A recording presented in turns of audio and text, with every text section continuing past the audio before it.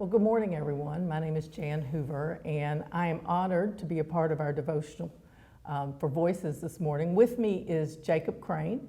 Jacob currently is serving in our RiverLake Kids area. Jacob, tell us a little bit about how you came to RiverLake Church and what you do here. So I started coming in summer of 2019. I came and, I've been here, and I didn't actually start serving until probably the first of the year in 2021. Okay.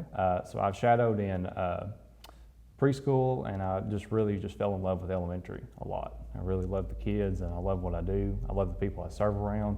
It's just a great experience all around. Yeah, and so can I just tell you, I know from firsthand experience, the kids love you too, so it's a good marriage made in heaven, oh, right? I love that. No, it's great. Love to hear it. Yeah, we love to have godly men leading our children, and you absolutely fit the bill. As a matter of fact, as we're here with our devotion, I'd love to know what experience have you had with God? What is it that you have to share with everybody this morning? So I'll kind of give a little bit of backstory. Okay. I was saved when I was 15, baptized, but I didn't really understand having a relationship with God at that point.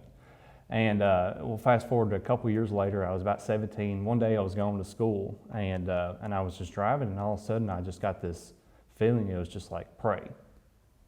And I was like, I don't know how to do that. How do you pray?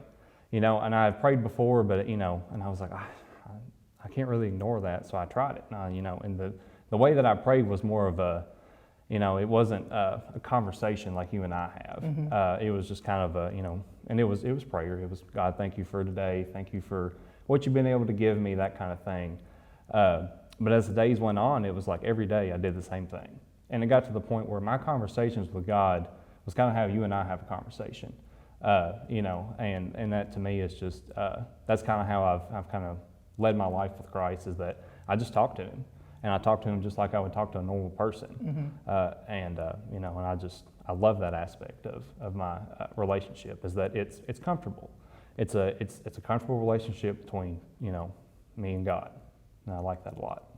And so at the moment, prior to God telling you to pray, kind of what was your life like? I mean, did you go to church or? A little bit. My family did grow up going to church. Mm-hmm. But I mean, didn't really go a whole lot as a kid. I knew who God was. I mean, I believed in God, but I didn't have I just thought he was just somebody in heaven that just looked over us, and that was really it. I never really had experience with talking to him or really seeing things that he had done for me in my life. And even in that time of my life, there were some things going on personally that I was really unsure about, and I was worried a lot about, and I felt like I kind of carried a burden on myself, that I was the one that had to do something. I was the one that had to take care of this, and really whenever I started to have these conversations with God, all that kind of set me free. And so you started talking to God, and clearly your prayer life improved. What else changed as a part of all of that? Just the way that I viewed the world really changed. The way that I viewed people, kind of the ways that I looked at people changed. Mm-hmm. So instead of me, maybe somebody said something to me that, it might have otherwise, offended me or made me feel some kind of way, I would have to take a step back and think about it. And then the emotions and the behaviors kind of changed itself. And so I was really able to carry myself a lot better in the ways that, I didn't really go crazy, I guess is the word. Sure. You could say. Sure. So I just kind of was, I was more calm about things, and I could really just think more clearly and didn't have to worry as much about what was going on, because I knew God took care of it, and I just could rely on him for everything instead of me doing it myself. Okay. And so let's fast forward to now.